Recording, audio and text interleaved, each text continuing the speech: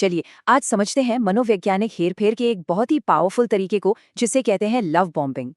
तो क्या ये बेपनाह मोहब्बत है या किसी के कंट्रोल में आने की शुरुआत? आइए जानते हैं।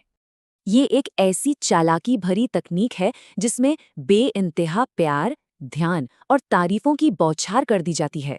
यहाँ मकसद प्यार नहीं, बल्कि दूसरे इंसान पर पूरी तरह से हावी होना है। असल मकसद तो सामने वाले को इमोशनली इतना डिपेंडेंट बना देना है कि वो अपनी आज़ादी ही खो दे। ऐसा करने के पीछे कई कारण होते हैं, जैसे तुरंत कंट्रोल पाना, इमोशनल डिपेंडेंसी बनाना या कोई निजी फायदा उठाना। लेकिन सवाल ये है कि ये तरीका इतना असरदार होता कैसे है।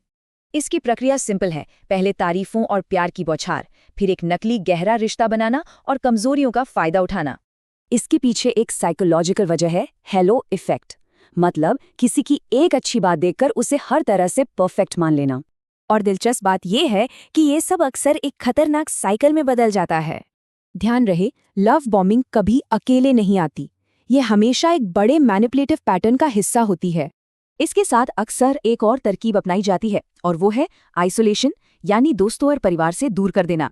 क्योंकि जब इंसान अकेला पड़ जाता है तो उसके कॉन्फिडेंस पर हमला करना और उसे कंट्रोल करना बहुत आसान हो जाता है। वैसे इस तरह की तरकीबें कुछ खास पर्सनैलिटी वाले लोग ही ज्यादा इस्तेमाल करते हैं। इन्हीं में से एक है मैकियावेलियनिज्म। ये वो सोच है जिसमें लोग अपने फायदे के लिए किसी भी हद तक जा सकते हैं। हाय मैकियावेलियन सोच वाले मानते हैं कि मकसद पूरा होना चाहिए, तरीका चाहे जो हो। वहीं दूसरे रिश्तों को अहमियत देते हैं। तो सवाल उठता है कि जिस इंसान को टारगेट किया जा रहा है उस पर इसका क्या असर होता है। इसके नतीजे बहुत गंभीर हो सकते हैं।